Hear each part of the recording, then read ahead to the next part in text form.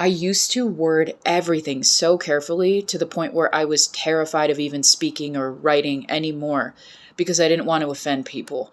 That's an extreme form of people pleasing that literally held me back because I was then too afraid to say my opinions, my feelings, too afraid to speak up when I was mistreated. And I was in dangerous situations that I couldn't get out of because I didn't know how to speak up for myself. So when it comes to the internet or friendships and people being too afraid to speak their mind,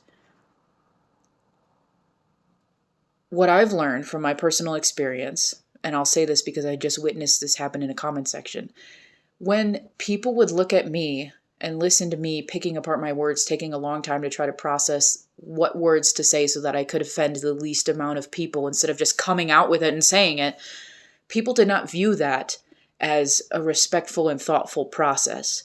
People viewed it as lacking confidence and meaning that I didn't know what I was actually talking about and I didn't believe the words I was saying, and that I was just trying to say what other people wanted to hear, not what I actually believed.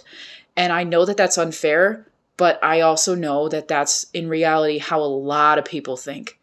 So when they see loudmouth over here who runs their mouth and spews whatever the hell bullshit they want, people view that as confident because they know what they're talking about and they say what they mean and they say what they feel and they're not questioning it in the moment in front of other people. And while I admire other people who are questioning their thought process because that's human nature, we think about things, we process things, and we change our minds, a lot of people view that as a lack of confidence. So unfortunately, with social skills in general, you do need a certain level of confidence.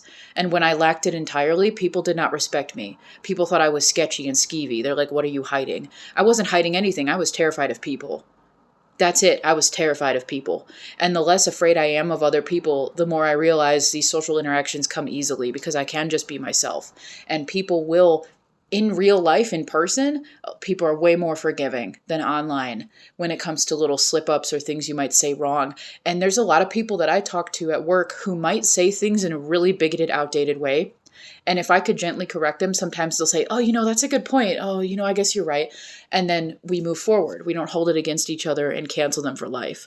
So when it comes to online and posting and talking and texting online and whatnot, nobody never misses. I will always say that. It's important for us to speak up and find our voice in all situations, that it's safe to do so. And you got to find a balance between picking apart your words and making sure that you get the language correct so that it's not offending people on accident or on purpose, I guess. And also just giving yourself enough freedom to take a deep breath and just say what you got to say. And I will say, as someone who spent so many years being very meticulous with my wording, now this fear of offending people has lessened a lot because I know that I'm more intentional with my words automatically now because I've trained myself to do that. Someone who's brand new at it might say a lot of messed up stuff, but the points they're making are correct. They're just not wording it properly, and we get hung up on the wording so much because words do matter. And there is a double standard. Some people, like me, an autistic person, we're more likely to be scrutinized, even though we're putting more thought into it, versus someone who's maybe like really attractive and popular is not being scrutinized. They can say whatever they want. People will laugh and support them and cheer them on.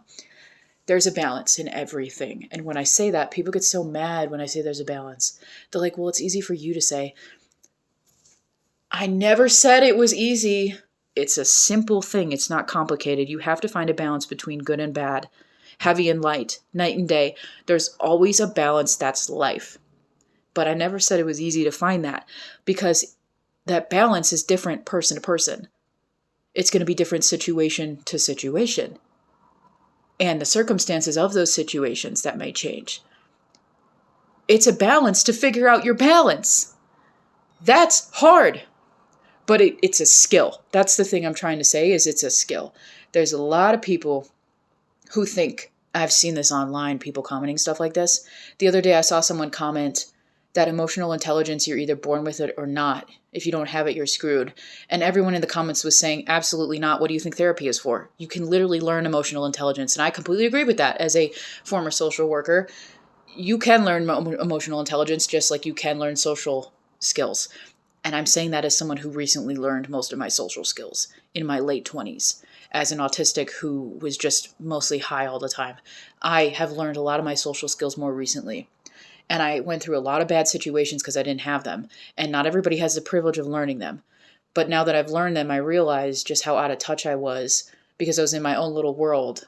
It was a privilege and also oppressive at the same time. It's a very weird balance a lot of people don't want to understand.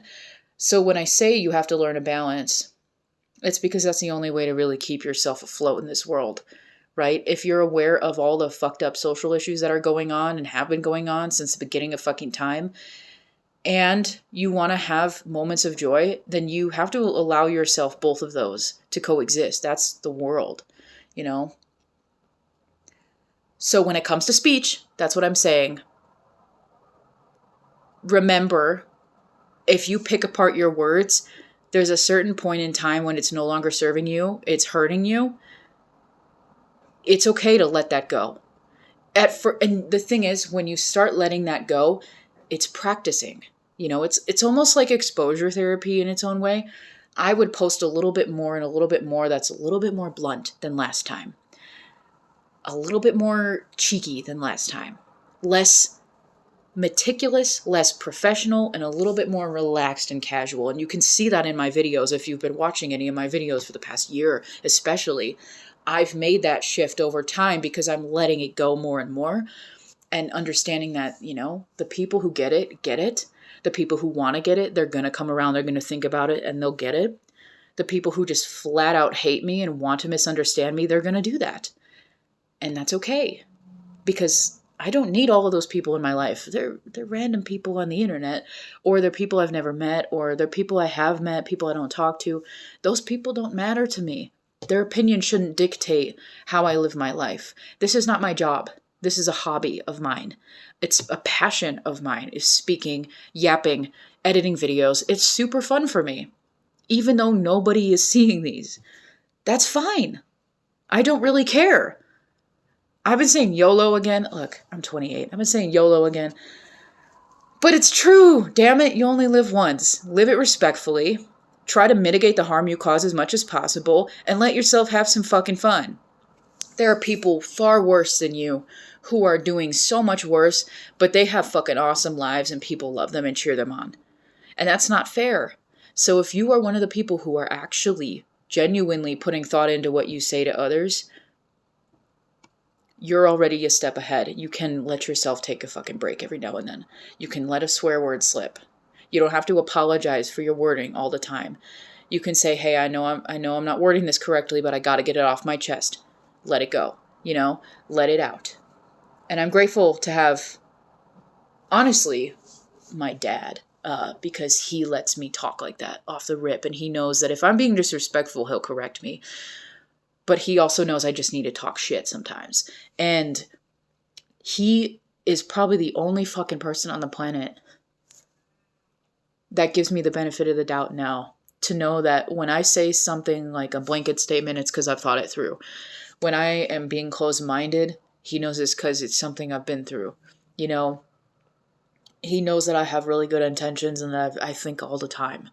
I've metacognition. It sucks. I literally think about thinking on a regular basis. And I say it sucks because, god damn it, it's painful. And ignorance would be bliss sometimes. But I look back and for me, the type of person that I am, ignorance wasn't bliss. It's not bliss for me. I think it's an individual basis. And it didn't work for me. So self-awareness and social awareness, here I come.